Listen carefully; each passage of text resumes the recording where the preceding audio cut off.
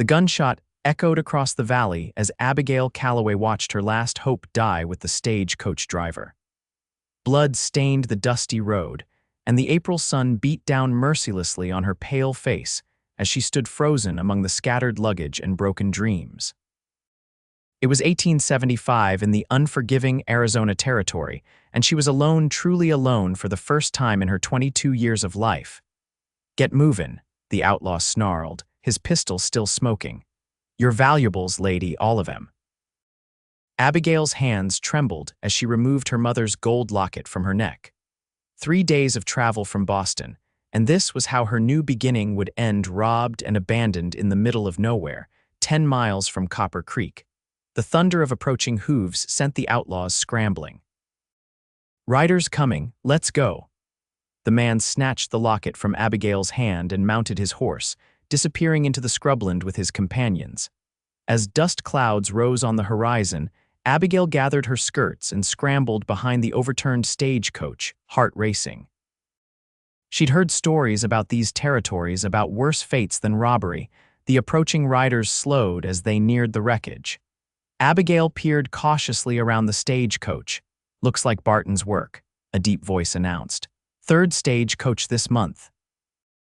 A younger voice replied, "Pa, there's luggage scattered everywhere.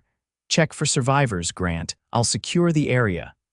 Abigail held her breath as boots crunched on the gravel, coming closer. She pressed herself against the stagecoach, clutching her small handbag, the only possession the bandits hadn't taken. A shadow fell across her hiding spot. She looked up to see a young man, perhaps 25, with sun-bronzed skin and eyes the color of the desert sky after rainfall. His expression shifted from surprise to concern. "Pa," he called, never taking his eyes off Abigail. "Found a survivor." The young man crouched down, keeping a respectful distance. "Name's Grant Mason. That's my father, George. We're ranchers from Copper Creek. You're safe now, miss." "Calloway, Abigail Calloway," she said, voice barely above a whisper. "I was traveling to Copper Creek to take a teaching position." Grant extended his hand to help her up. "Then it seems we're neighbors, Miss Calloway. Let's get you to safety." The older Mason approached a weathered man with the same striking blue eyes as his son, but with streaks of silver in his dark hair. He removed his hat respectfully. "Madam, sorry about what happened here. Barton's gang has been terrorizing these parts for months now." He looked grimly at the fallen driver. "We'll need to bring him back for a proper burial." "Can you ride, Miss Calloway?" Abigail nodded, though in truth she had ridden only occasionally in Boston's manicured parks. "Yes, sir, I can manage." Grant collected what remained of her luggage. Just one small trunk had survived the robbery. "This all you got? The rest was taken," she admitted. George Mason's expression darkened. "Those bastards took everything, your money too." "Nearly everything," Abigail confirmed, touching her empty neck where the locket had been.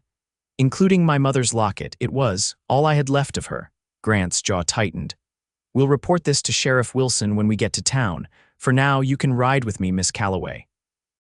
With surprising gentleness, Grant helped Abigail onto his horse before mounting behind her. The closeness made her uncomfortable. Such proximity to a man would have scandalized Boston society, but out here, propriety seemed a luxury compared to survival. As they rode toward Copper Creek, Abigail felt the warmth of Grant's presence behind her, solid and reassuring. Her life had been upended in the span of an hour, and now she was heading toward a future more uncertain than ever.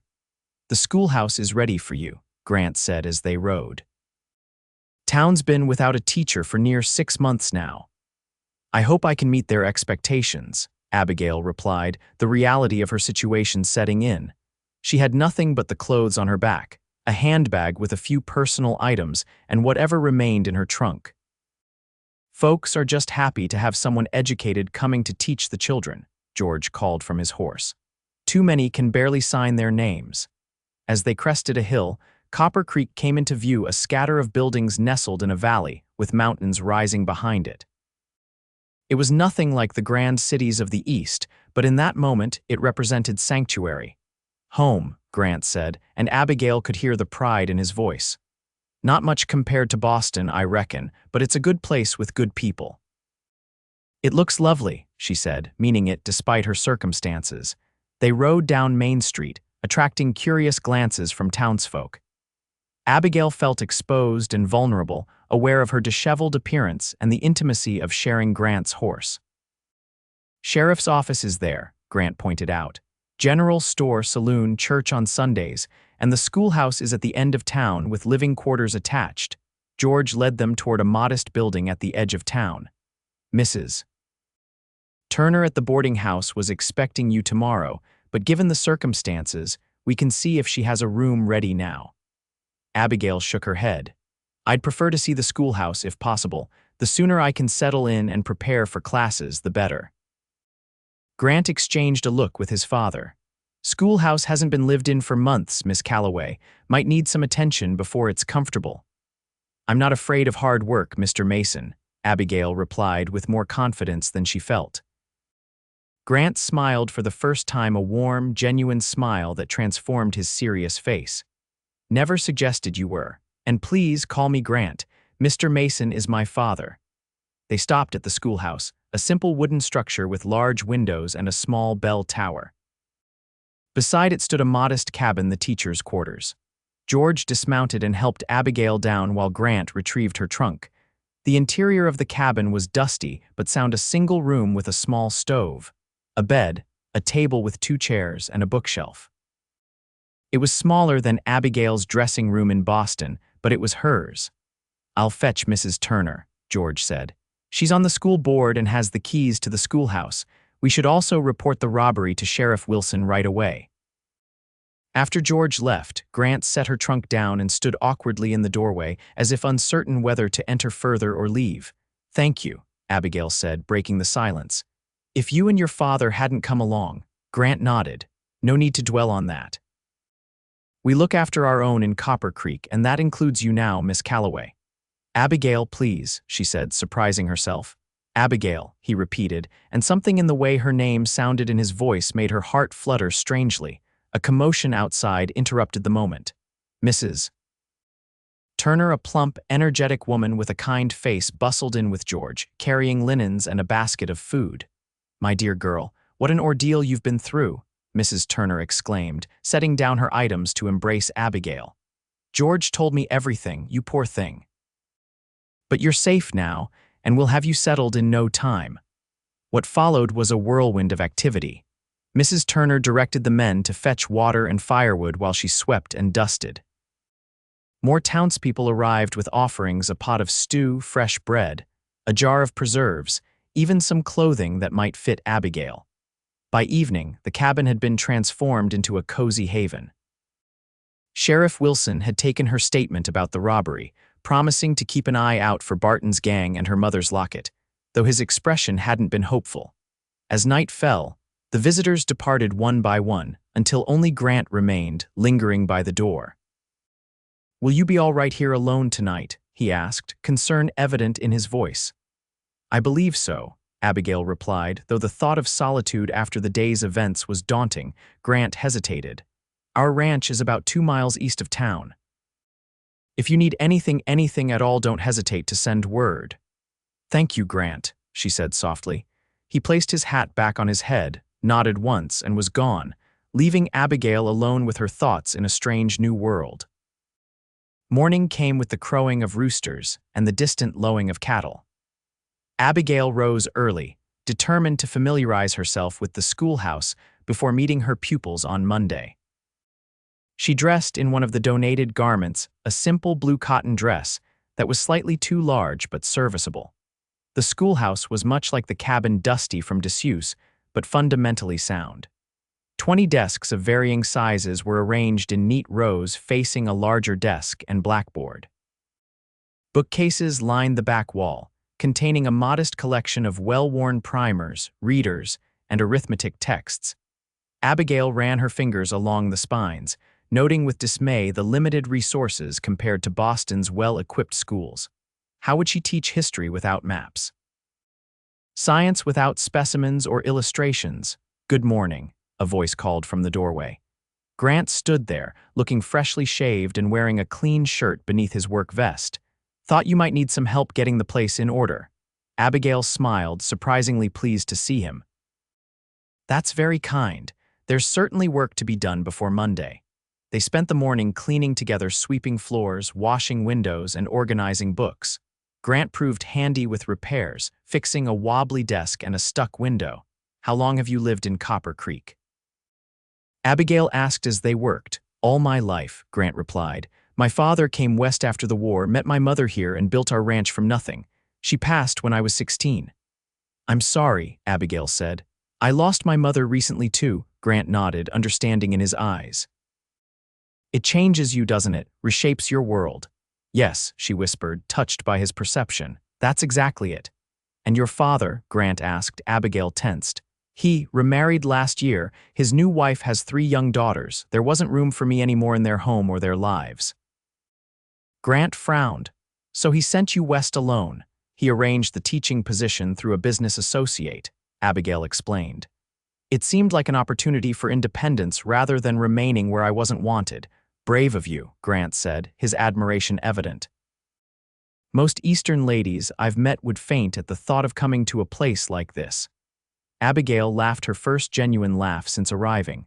I've already survived a stagecoach robbery. I suspect I'm made of sterner stuff than I realized. Their conversation flowed easily as they worked, and Abigail learned more about Copper Creek and its inhabitants. By midday, the schoolhouse was transformed, clean, organized, and ready for learning. Thank you, Abigail said as they stood back to admire their work. This would have taken me days alone. Happy to help, Grant replied. He seemed about to say more when the schoolhouse door opened and a small delegation of town officials entered. Introductions were made, questions about her qualifications answered, and a tour of the schoolhouse conducted. Abigail felt Grant watching her as she confidently explained her teaching philosophy and plans for the curriculum.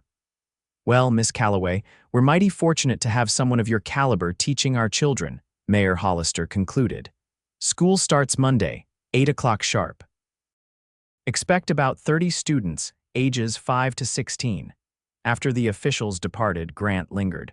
You impressed them, he said with a smile. Especially with how you handled old Hollister's questions about teaching boys practical skills. Education should be practical as well as intellectual, Abigail replied. In Boston, I included practical mathematics through real-world problems. I see no reason why that approach wouldn't work here. Grant's expression grew serious. You know, when we found you yesterday, I wondered if you'd last a week here. Now I'm thinking Copper Creek might not be ready for someone like you. Is that a compliment, Mr. Mason? Abigail asked, finding herself oddly at ease with this man she barely knew. Definitely, he answered with a smile. Now, I promised Pa I'd help with the fencing this afternoon, but I was wondering if you might join us for Sunday dinner tomorrow. Ma left her recipe books, and I've gotten pretty decent with a few dishes. The invitation surprised her. You cook. When you live with just your father on a ranch, you learn or you eat beans every night, Grant explained with a chuckle. So, will you come? Pa would enjoy the company, and it would give you a chance to see a bit more of the territory. Abigail hesitated only briefly. I'd be delighted.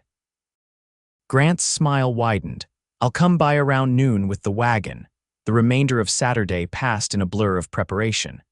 Abigail organized her teaching materials, reviewed the texts available, and created lesson plans. Several mothers from town visited with their children, eager to meet the new teacher. By evening, Abigail was exhausted but content. Her cabin felt less strange, and the enormity of the change in her circumstances less overwhelming. As she prepared for bed, she found herself looking forward to tomorrow's dinner with an anticipation that went beyond simple hunger. Sunday dawned bright and clear. Abigail dressed in her best remaining outfit, a green day dress with minimal damage from the journey. She attended the morning church service, where Reverend Parker introduced her to the congregation, most of whom offered warm welcomes. As promised, Grant arrived at noon with a wagon. He had exchanged his work clothes for a clean shirt, vest, and what appeared to be his good pair of trousers. His hair was neatly combed, and Abigail found herself noticing how the sunlight brought out auburn highlights in his brown hair. You look nice, he said as he helped her into the wagon. Green suits you. "Thank you," she replied, feeling a blush rise to her cheeks. "You're looking quite presentable yourself." The Mason ranch was modest, but well-maintained, a sturdy two-story house with a wide porch, a large barn, and several outbuildings. Cattle grazed in the distance, and a small garden beside the house showed careful tending. "It's beautiful," Abigail said as Grant helped her down from the wagon. "So peaceful. It's home," Grant replied simply, but his pride was evident. George Mason greeted them at the door, dressed in his Sunday best. "Welcome to our home, Miss Calloway. Not fancy, but it's ours." Inside, the house was unexpectedly comfortable, with solid furniture, colorful quilts, and bookshelves lined with volumes that surprised Abigail with their variety, not just practical farming guides, but literature, history, and science as well.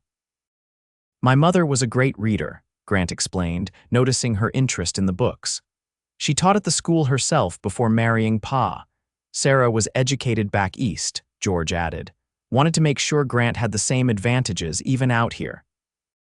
The mention of Grant's mother seemed to cast a momentary shadow, but it passed quickly as they moved to the dining room. The table was set with care, a vase of wildflowers at its center. The aroma of roasting meat filled the house. "I hope you like venison, Miss Calloway," Grant said as he disappeared into the kitchen. "Please call me Abigail," she reminded him. "Abigail," George echoed, gesturing for her to sit. "Tell me, what do you make of our little town so far?" As they conversed, Abigail found herself genuinely enjoying George's company. He was well informed about current events despite the ranch's isolation, with thoughtful opinions on everything from territorial politics to literature. Grant returned with a platter of venison, followed by dishes of roasted vegetables and fresh bread. The meal was delicious, far better than Abigail had expected. "You weren't exaggerating about your cooking skills," she complimented Grant. "This is wonderful." "Wait until you try the apple pie," George said with a wink. "That was Sarah's recipe, and the boy does it justice." After dinner, Grant suggested a walk to show Abigail the ranch. They strolled past the barn, where he introduced her to his horse, Thunder, and the milk cow, Bessie. "Over there is where we're expanding," Grant pointed to a distant area where fence posts marked new boundaries. "Pa's been saving to buy that land for years." "You love it here, don't you?" Abigail observed. Grant nodded. "Can't imagine being anywhere else. This land gets in your blood." They walked in comfortable silence for a while, the late afternoon sun casting long shadows. "What about you?" Grant finally asked. "Will you stay in Copper Creek, or is this just a temporary stop on your way to somewhere else?" The question caught Abigail off guard. She hadn't thought beyond surviving the present. "I don't know," she admitted. "My position is for 1 year initially, after that." "A lot can happen in a year," Grant said softly.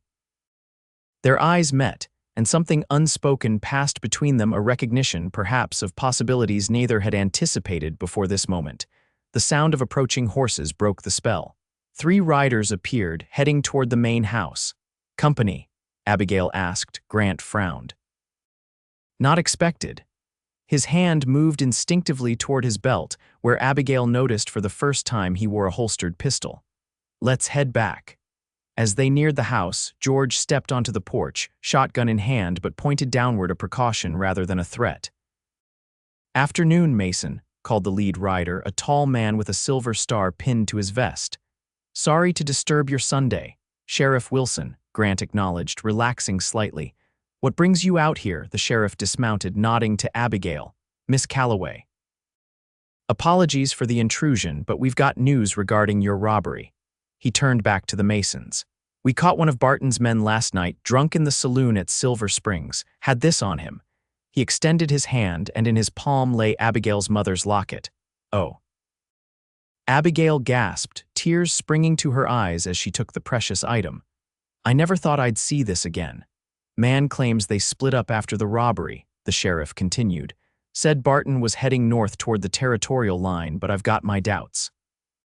"Thought you should know, George, since your ranch is in that direction. Might want to keep your men armed and alert." George nodded grimly. "Appreciate the warning, Sheriff. Will you stay for coffee?" While the men discussed the outlaw situation, Abigail sat on the porch steps, clutching her recovered locket. Grant joined her after a few minutes, sitting close enough that their shoulders nearly touched. "Family?" he asked, nodding toward the locket. Abigail opened it, revealing two miniature portraits: a handsome man in military uniform and a beautiful young woman. "My parents on their wedding day. Father was an officer in the Union Army." Grant studied the images. "You have her eyes, your mother's, I mean." "That's what Father always said," Abigail murmured, touched by the observation. They sat in companionable silence until the sheriff and his deputies departed. The sun was beginning to set, casting a golden glow over the landscape. "We should get you back to town before dark," George said, though he sounded reluctant to end the visit. The ride back was quieter, with Abigail lost in thoughts about the recovered locket and the surprising day. Grant seemed similarly contemplative. As they reached her cabin, Grant helped her down from the wagon, his hands lingering at her waist a moment longer than strictly necessary. "Thank you for today," Abigail said. "I enjoyed it tremendously." "As did we," Grant replied. Perhaps next Sunday you might join us again." Abigail smiled. "I'd like that very much." As the Mason's wagon disappeared down the road, Abigail touched the locket at her neck and entered her cabin with a lighter heart than she'd felt in months. Monday morning arrived with a mixture of excitement and nervousness. Abigail dressed carefully in her blue dress, arranged her hair in a simple but neat style, and headed to the schoolhouse an hour early to prepare. Children began arriving at 7:30, some alone, others with parents or older siblings. They regarded their new teacher with expressions ranging from curiosity to suspicion. At 8 o'clock precisely, Abigail rang the school bell. 32 students of varying ages filed in and took seats, their eyes fixed on her with wary expectation. "Good morning," Abigail began, her voice steady despite her nerves. "I am Miss Calloway, and I am honored to be your new teacher." The day proved both challenging and rewarding. The older boys tested her authority with whispered comments and feigned ignorance, while the younger children were easily distracted. But Abigail had taught in a charity school in Boston's poorest district. She knew how to command respect without resorting to the harsh discipline some might expect. By day's end, she had assessed each student's abilities, identified those who would need extra attention, and begun to learn their names. As they filed out, several of the younger girls lingered to ask questions about Boston, clearly fascinated by their teacher from the East. Abigail was erasing the blackboard when a knock at the door surprised her. Grant stood there, hat in hand. "Mr. Mason," she greeted him, aware of curious glances from lingering students. "What brings you to town?" "Supplies," he explained, stepping inside. "Thought I'd check how your first day went." Abigail smiled, touched by his thoughtfulness. Challenging but promising. Most of the children seem eager to learn, though their previous education has been inconsistent, meaning some can barely read while others are quite advanced. Grant asked with understanding. "Exactly. I'll need to develop different lessons for different groups." Grant nodded. "My mother faced the same challenge. She used to have the older students help teach the younger ones, said it reinforced their own learning." "That's an excellent approach," Abigail agreed, impressed by his insight. "I was considering something similar." They chatted about teaching strategies until the last student had departed, leaving them alone in the schoolhouse. "I should let you get home to rest," Grant said finally. "Teaching is exhausting work." "It is," Abigail admitted, "but fulfilling too." Grant hesitated at the door. "Some of us are gathering at the Turners on Wednesday evening, music, conversation, nothing fancy. Would you care to join us?" "I'd love to," Abigail replied, perhaps too quickly. Grant's smile lit his entire face. "I'll come by around 7 then." As he left, Abigail realized she was smiling to a smile that lingered as she gathered her materials and walked back to her cabin. The days fell into a pattern. Mornings and afternoons were devoted to teaching, evenings to grading papers and preparing lessons. Abigail discovered an unexpected ally in 12-year-old Emma Turner, who proved both intelligent and eager to help with the younger children. Wednesday evening arrived, and with it, Grant. He escorted Abigail to the Turners' home, where a dozen people had gathered in the parlor. Mrs. Turner welcomed Abigail warmly, introducing her to neighbors she hadn't yet met. The evening was filled with music. Mr. Turner played fiddle, another man the accordion, and to Abigail's surprise, Grant produced a harmonica that he played with remarkable skill. People sang along to familiar tunes, and some even danced in the limited space. Abigail found herself relaxing, laughing at stories and joining in songs she knew. When Grant asked her to play something on the Turners' modest piano, she hesitated only briefly before sitting down to perform a simple but lovely piece her mother had taught her. The applause was enthusiastic and Grant's admiration evident. "You're full of surprises, Miss Calloway," he murmured as she rejoined him. "As are you, Mr. Mason," she returned, nodding toward his harmonica. "Where did you learn to play like that?" "Self-taught, mostly." Music makes the winter evenings pass faster. As the gathering wound down, Grant walked Abigail home beneath a star-filled sky. They moved slowly, neither seemingly eager to end the evening. "Thank you for inviting me," Abigail said as they reached her cabin. "It was wonderful to feel part of the community." "You are part of it," Grant replied. "Already, parents are commenting on how their children can't wait for school each morning. That's new for Copper Creek." Abigail blushed at the praise. "The children are bright and eager.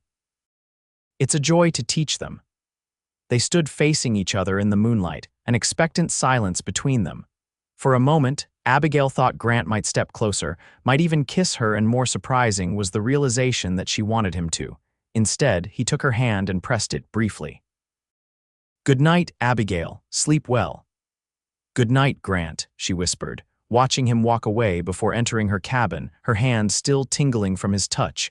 As April turned to May, Abigail found herself increasingly integrated into Copper Creek's life. She attended church services, joined the ladies' sewing circle, though her stitches earned gentle teasing, and continued teaching with growing confidence. Grant became a regular visitor, often bringing small gifts: wildflowers, a book of poetry he thought she might enjoy, fresh vegetables from the ranch garden. Sometimes George accompanied him, other times he came alone. They never discussed the nature of his visits, but something was growing between them, something neither seemed ready to name. One Saturday morning in late May, Grant arrived with his wagon. "Thought you might enjoy a picnic," he suggested. "There's a spot by the creek that's especially pretty this time of year." Abigail accepted eagerly, and soon they were driving through rolling grasslands dotted with wildflowers. Grant pointed out landmarks and shared stories about the area's history, including tales of his own childhood adventures. The spot he chose was indeed beautiful, a grassy bank beside a clear creek, shaded by cottonwood trees. Grant spread a blanket and produced a basket containing fried chicken, cornbread, and apple pie. "Did you make all this?" Abigail asked, impressed. Grant grinned. "Mrs. Turner helped with the chicken, but the rest is my doing." They ate and talked, their conversation flowing easily from books to music to childhood memories. Grant described his mother's determination that he receive an education despite their isolation.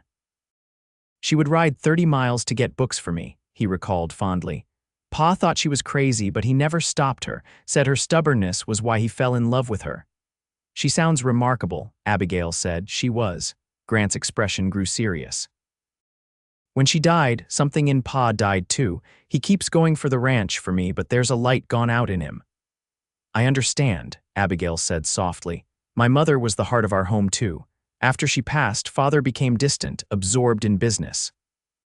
When he remarried, it was to a woman who's completely her opposite: practical, socially ambitious, concerned with appearances."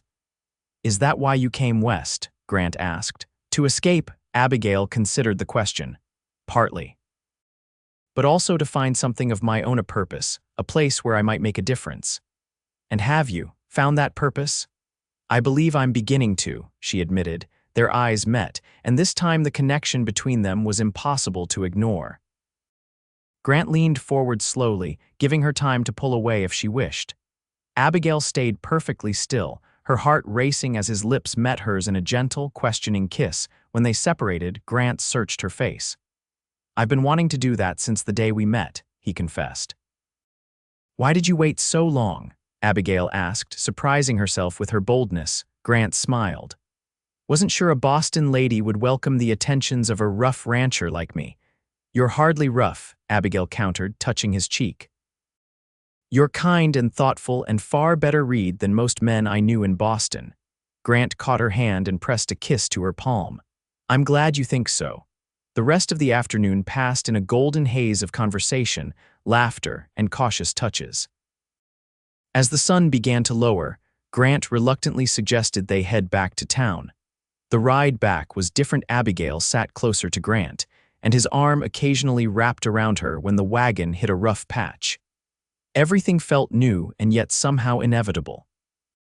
As they reached town, however, they noticed unusual activity. People gathered in small groups, talking intently. "Something's happened," Grant said, his posture tensing as he guided the wagon toward the sheriff's office, where a crowd had formed. Sheriff Wilson was addressing the townsfolk. "3 ranches hit in the past week. Barton's getting bolder and I need volunteers for a posse." "Barton?" Grant asked a nearby man. "Back in the area," the man confirmed grimly. "Raided the Peterson place last night, burned the barn, stole horses, beat Peterson half to death." Grant's expression hardened. "I need to find my father." They located George in the crowd, his face grim as he spoke with other ranchers. "Grant," he acknowledged his son. "Miss Calloway, I was about to send someone for you. Barton's gang hit the Peterson ranch last night." "So I heard," Grant replied. "Are we organizing watches?" George nodded. "Sheriff's forming a posse, but we can't leave the ranches undefended. I've arranged a rotation with the Johnsons and Cartwrights. Need you back at the ranch tonight." Grant turned to Abigail, conflict evident in his eyes. "I have to go." "Of course," she assured him. "Please be careful." Grant helped her down from the wagon. "Lock your doors tonight," he instructed. "Stay in town where there are people around." "I will," she promised. Grant hesitated, then quickly pressed a kiss to her forehead, regardless of the onlookers. "I'll check on you as soon as I can." Abigail watched the Mason's wagon disappear down the road, a knot of worry forming in her stomach. The peaceful existence she'd been building in Copper Creek suddenly felt precarious. That night, Abigail found sleep elusive. Every sound, a dog barking, a distant horse, startled her awake. She thought of Grant and George, keeping watch at their isolated ranch, and prayed for their safety.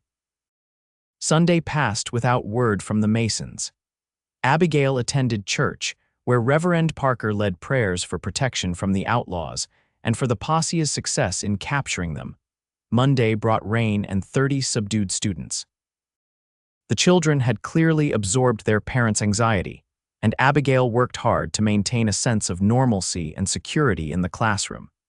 As she dismissed the children at day's end, Abigail was surprised to see George Mason's wagon outside. George himself waited on the schoolhouse steps, his expression troubled. "Mr. Mason," Abigail greeted him, concern immediately rising. "Is everything all right? Is Grant's fine," George assured her quickly. "Physically, at least, but there's been an incident." "I thought you should know."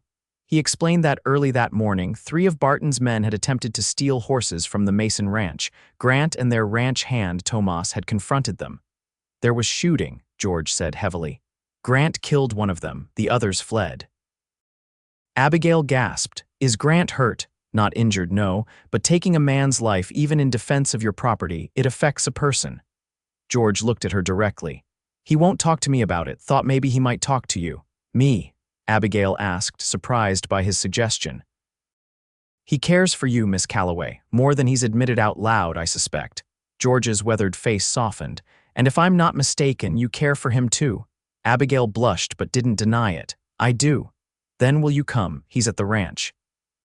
Told me he needed to be alone, but being alone with such thoughts isn't good for anyone."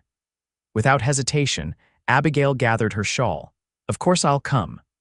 The ride to the Mason ranch was mostly silent, with George occasionally pointing out areas where they'd strengthened defenses. Armed men patrolled the boundaries, neighbors helping neighbors in time of need. "Grant's probably at the creek," George said as they arrived. "It's where he goes to think. Has since he was a boy." He directed Abigail toward a path leading from behind the barn. She followed it through a small grove of trees until she heard the sound of running water. Grant sat on a fallen log beside the creek, staring at the flowing water. He didn't look up as Abigail approached, though he must have heard her footsteps. Your father's worried about you, she said softly, stopping a few feet away. Grant's head jerked up, surprise and something like embarrassment crossing his face. Abigail, you shouldn't be here. It's not safe. I'm exactly where I should be, she countered, moving to sit beside him on the log. With someone I care about who's hurting. Grant's shoulders slumped. Pa shouldn't have brought you into this. He cares about you. As do I. They sat in silence for several minutes, the rushing creek the only sound between them. I've never killed a man before, Grant finally said, his voice barely audible. Thought I might have to someday living out here, but… He swallowed hard. He wasn't much older than some of your students, 19, maybe 20. Abigail took his hand, holding it firmly between both of hers. You were defending your home, your father, your livelihood. I know that. Logically, I know that. Grant looked at her, his eyes haunted, but I keep seeing his face. The surprise in his eyes when my bullet hit him, the way he fell. Abigail moved closer, putting an arm around his shoulders. That's because you're a good man, Grant Mason, a man with conscience and compassion. A good man wouldn't feel this hollow inside, he whispered. That hollowness is the price of being human, Abigail said gently, of understanding the value of life, even the life of someone who meant you harm. Grant leaned into her embrace, his strength seeming to falter for the first time since she'd known him. They sat together as the afternoon light faded, speaking little but drawing comfort from each other's presence. As dusk approached, Grant straightened, visibly gathering himself. We should get back to the house. It's not safe to be out after dark, not with Barton still out there. They walked back hand in hand. George was waiting on the porch, relief evident in his face when he saw them together. Inside, he had prepared a simple supper which they ate in subdued but companionable silence. You should stay here tonight, Miss Calloway, George said as they finished. It'll be dark soon and the roads aren't safe. Abigail hesitated, mindful of propriety but concern for her safety won out. If you're certain it's no imposition. None at all, George assured her. You can take Sarah's room. Hasn't been used much since she passed, but it's clean and comfortable. After supper, George excused himself to check the perimeter with their ranch hands.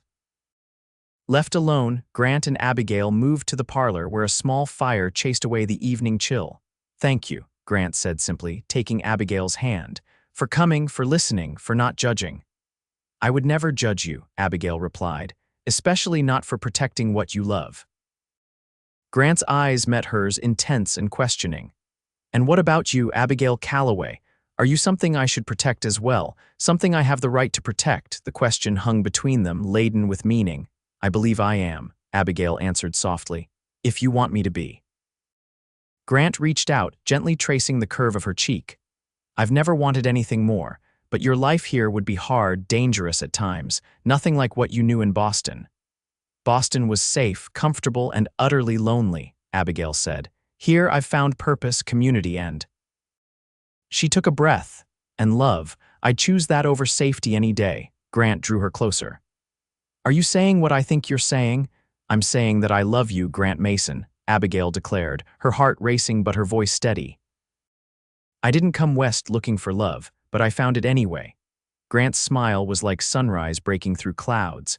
And I love you, Abigail Calloway. Have since the moment you stood up in that schoolhouse and faced down 30 skeptical children without flinching.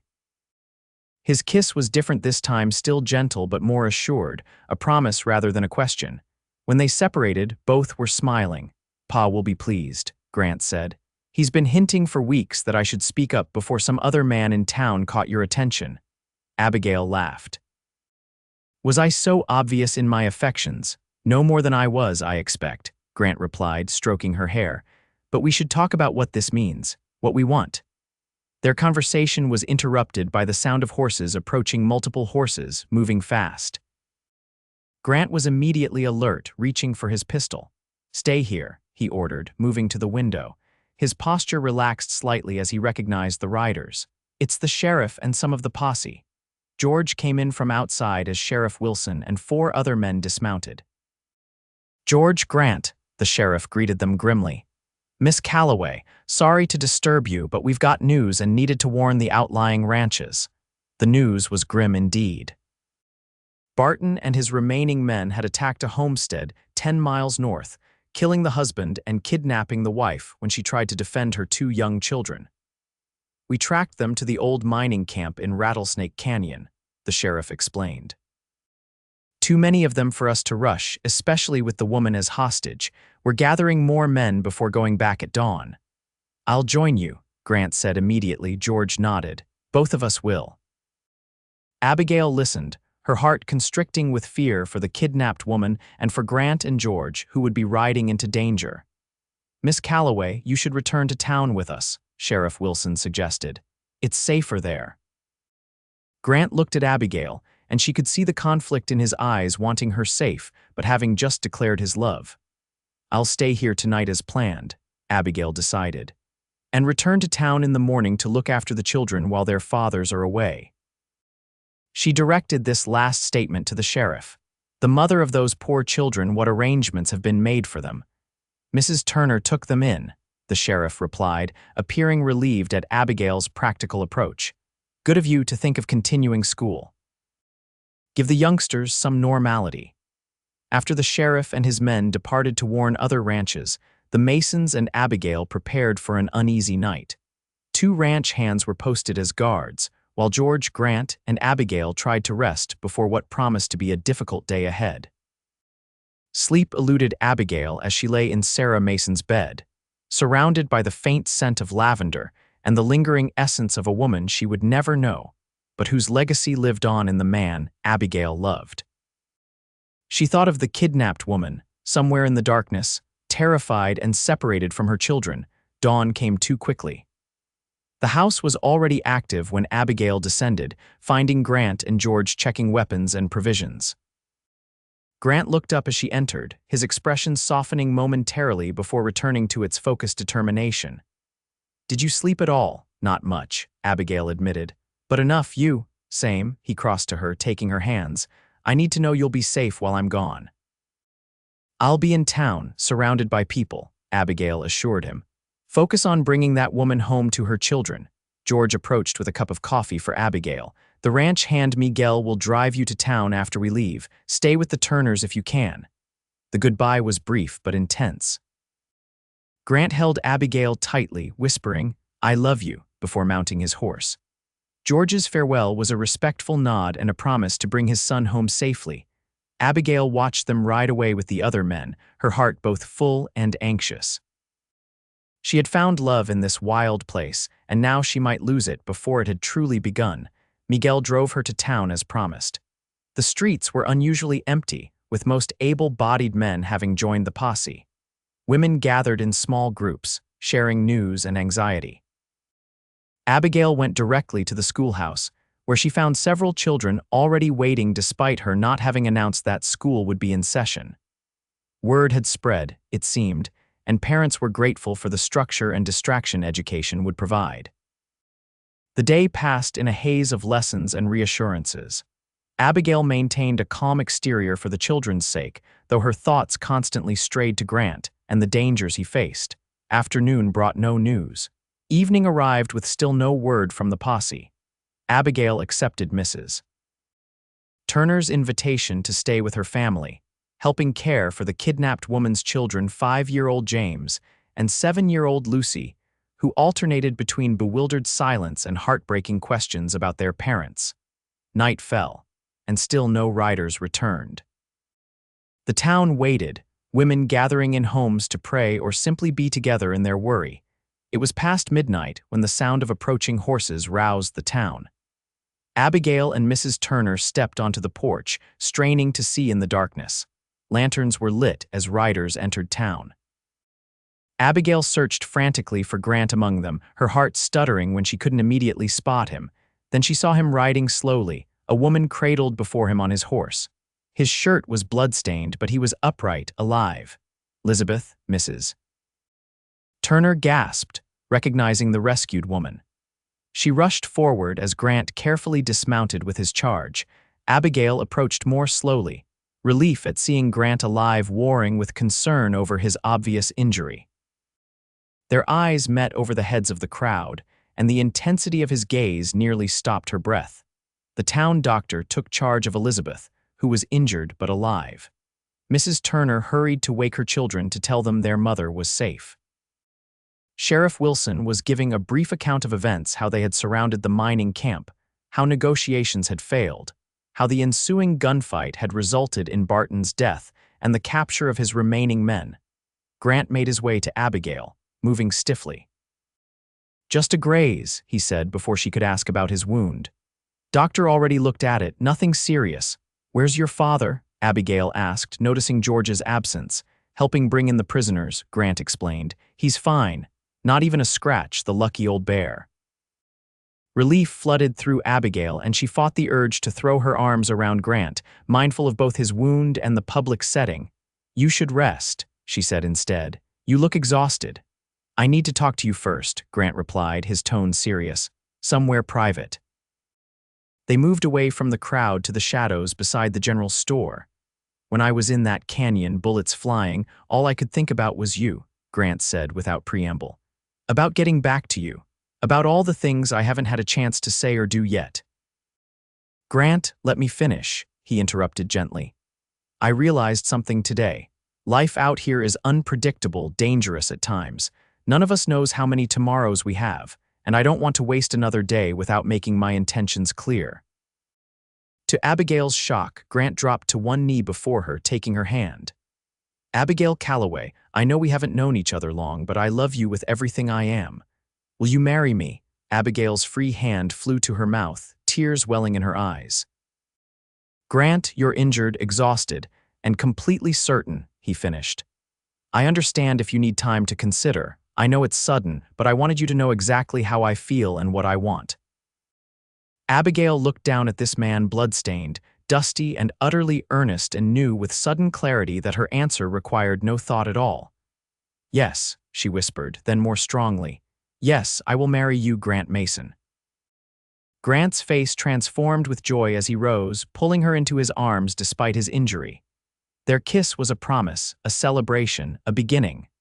"I should warn you," Grant murmured against her hair, "that Pa will be insufferably pleased with himself. He's been predicting this since the day we found you by that stagecoach." Abigail laughed, her heart lighter than it had been in years. "He's a wise man, your father." "That he is," Grant agreed. "And speaking of Pa, I should find him and share our news." They returned to the center of town, where George had now arrived with the prisoners. When Grant told him of their engagement, the older man's weathered face creased in a broad smile. "About time," was all he said, but the happiness in his eyes spoke volumes. News of the engagement spread quickly through the small town, bringing congratulations and well wishes that provided a joyful counterpoint to the somber aftermath of the outlaw pursuit. As dawn approached, the Masons insisted on escorting Abigail back to her cabin to rest before school. Grant, despite his exhaustion, lingered at her door. "I still can't quite believe you said yes," he admitted, tracing her cheek with gentle fingers. "Nor can I believe you asked," Abigail replied with a smile, "but I've never been more certain of anything." They agreed to meet the following evening to discuss plans for their future, when to marry, where to live, all the practical details their whirlwind romance had bypassed. Abigail watched Grant walk away, marveling at how her life had transformed in just over a month. From a lonely, displaced Boston teacher to a woman engaged to a man she loved deeply, a woman who had found purpose and community in this rugged, beautiful place. The next weeks passed in a blur of activity. School continued, with the children alternately fascinated and embarrassed by their teacher's romance with the rancher's son. Abigail and Grant spent every available moment together, making plans and learning more about each other. They decided on a June wedding, to be held in the town church with a celebration afterward at the Mason Ranch.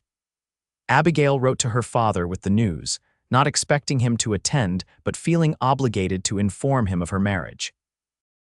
To her surprise, a telegram arrived 2 weeks later. "Will attend wedding with wife. Stop, please advise date and arrangements. Stop, father." Abigail shared the news with Grant with mixed emotions. "I never thought he would come," she admitted. "We've been estranged since his remarriage." "Perhaps he regrets the distance between you," Grant suggested. "This could be a chance to reconcile." "Perhaps," Abigail agreed, though doubt lingered in her voice. As June approached, wedding preparations intensified. The women of Copper Creek rallied around Abigail, helping create a simple but beautiful wedding dress from fabric ordered from Denver. The ranch house was cleaned and decorated, and neighbors contributed food and music for the celebration. 3 days before the wedding, Abigail's father and stepmother arrived on the stagecoach, the same route Abigail had traveled months earlier. Grant and Abigail met them at the station. Abigail's stomach knotted with anxiety. Henry Calloway was a distinguished man in his 50s, his once dark hair now silver at the temples. His new wife, Margaret, was perhaps 10 years younger, elegantly dressed and clearly uncomfortable with the town's rustic appearance. "Father," Abigail greeted him, uncertain whether to embrace him or offer a more formal greeting. He solved the dilemma by stepping forward to kiss her cheek. "Abigail, you look well. The Western climate agrees with you." Introductions were made, and Grant offered to drive them to the boarding house where arrangements had been made for their stay. "So, Mr. Mason," Henry began as they rode, "I understand you're a rancher. How large is your operation?" What followed was a thinly veiled interrogation about Grant's prospects, education, and intentions. To his credit, Grant answered each question directly and without offense, though Abigail seethed beside him. At the boarding house, Abigail pulled her father aside while Margaret was shown to their room. Was that really necessary? Questioning Grant as if he were applying for employment, Henry had the grace to look somewhat abashed. "I'm your father, Abigail. It's my responsibility to ensure you're making a sound choice." "A responsibility you seemed unconcerned with when you arranged for me to travel across the country alone," Abigail countered, surprising herself with her boldness. Her father's expression faltered. "Perhaps I deserve that. I may not have handled your mother's passing as well as I should have, or the changes that followed." The admission, partial as it was, took some of the wind from Abigail's sails. "Why did you come, father? Truly," Henry sighed, suddenly looking older. "Because despite everything, you're my daughter. My only child, and I couldn't bear the thought of not seeing you married." The sincerity in his voice touched Abigail unexpectedly. "I'm glad you're here," she admitted. "I've missed you." They embraced awkwardly, years of distance not easily bridged but perhaps beginning to narrow. The next 2 days were a flurry of final preparations and introductions. Henry made an effort to know Grant better, even accompanying him and George on a tour of the ranch. Margaret remained coolly polite, but increasingly impressed with the respect Abigail commanded in the community. The wedding day dawned clear and perfect. Abigail prepared at Mrs. Turner's house, surrounded by the women who had become her friends and surrogate family over the past months. Her simple white dress was adorned with wildflowers, and her mother's locket hung at her throat. Her father came to escort her to the church, pausing at the sight of her. "You look so much like your mother on our wedding day," he said, his voice thick with emotion. "She would be proud of you, Abigail, as am I." The church was filled to capacity, with townsfolk and neighboring ranchers gathered to witness the union.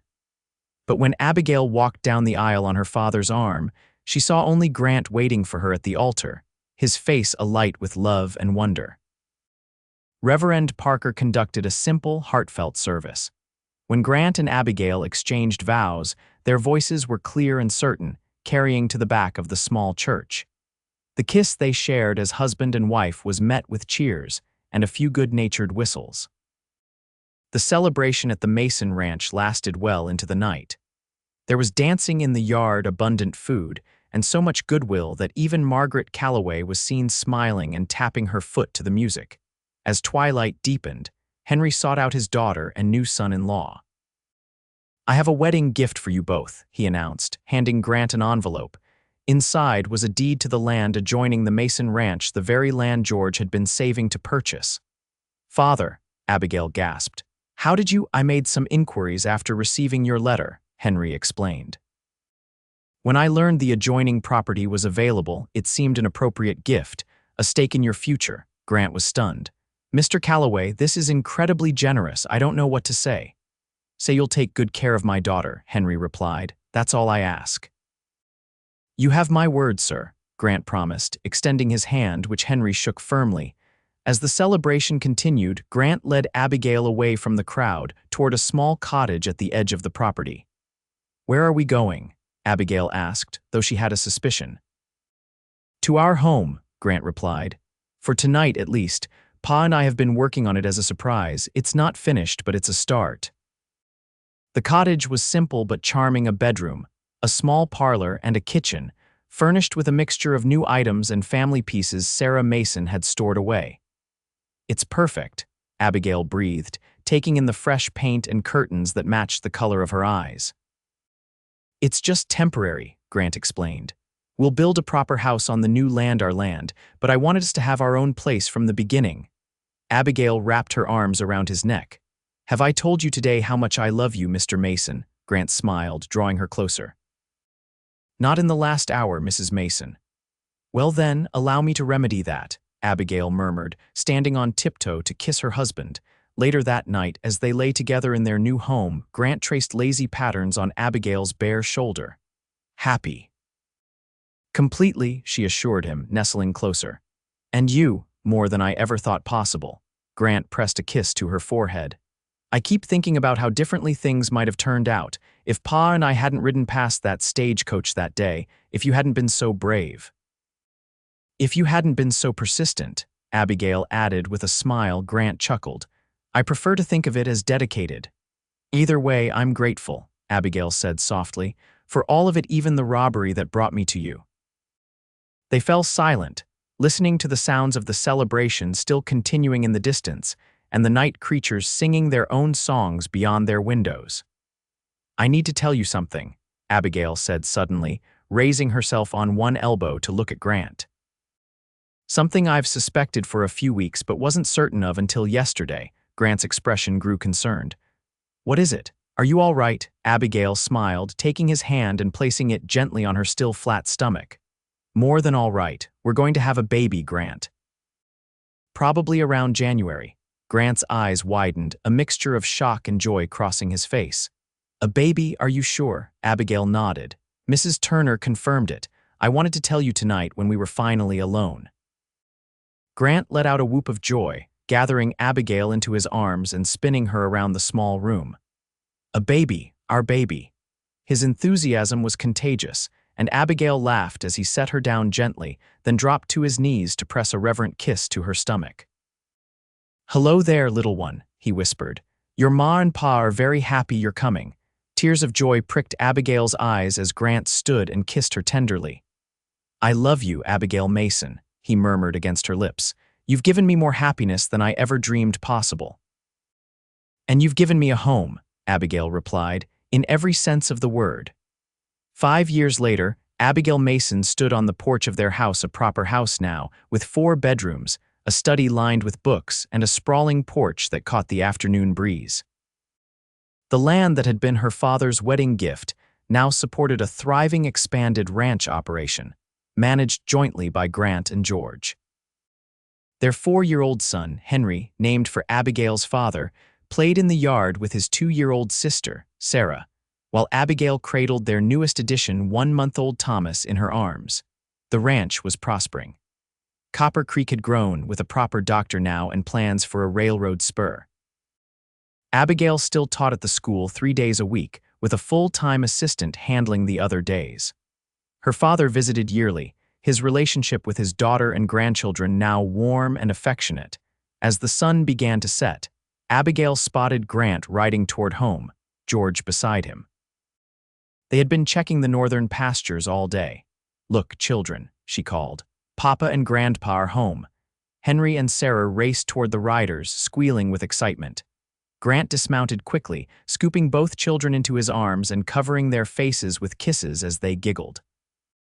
George, now fully silver-haired but still robust, dismounted more slowly, accepting the children's enthusiastic greetings before heading to the barn with both horses. Grant approached the porch, children in tow, his face lighting up at the sight of Abigail and the baby. At 30, he was more handsome than ever, his face weathered by sun and wind, but his eyes still that same remarkable blue that had first captured Abigail's attention. "How are my girls?" he asked, leaning in to kiss Abigail and peek at his sleeping son. "We're fine," Abigail assured him. "Thomas has been an angel today. Unlike his father," George commented as he joined them on the porch. "This one never slept through the night until he was nearly 2, Grant laughed. "And I turned out just fine." "Better than fine," Abigail agreed, leaning against her husband's solid warmth. Later, after the children were in bed, Abigail and Grant sat on the porch swing, watching the stars emerge. Thomas slept in a cradle beside them, his tiny face peaceful in the lantern light. "I got a letter from Emma Turner today," Abigail mentioned. "She's finished her first year of college in Denver. Said your sponsorship made all the difference." Grant smiled. "She's a bright girl, deserves the chance you never had." "I got something better," Abigail replied, squeezing his hand. "A different kind of education." Grant lifted her hand to his lips. "Any regrets?"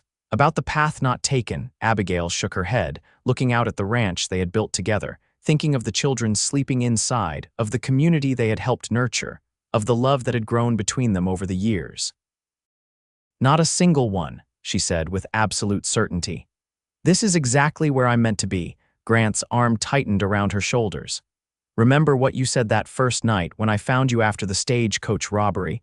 You said you were heading to Copper Creek to take a teaching position. And you said we were neighbors," Abigail recalled with a smile. "Little did I know how close we'd become," Grant murmured, pressing a kiss to her temple. As they sat together in the gathering darkness, surrounded by the home and family they had created, Abigail thought back to that frightened young woman who had stepped off the stagecoach into a world unknown. How different her life had become from anything she could have imagined, then richer, harder in some ways, but infinitely more fulfilling. The night wrapped around them like a blanket as they rocked gently, content in each other's company and in the knowledge that whatever challenges tomorrow might bring, they would face them together, teacher and rancher, Easterner and Westerner, wife and husband, bound by a love that had been unexpected but had proven as enduring as the land that was now their home.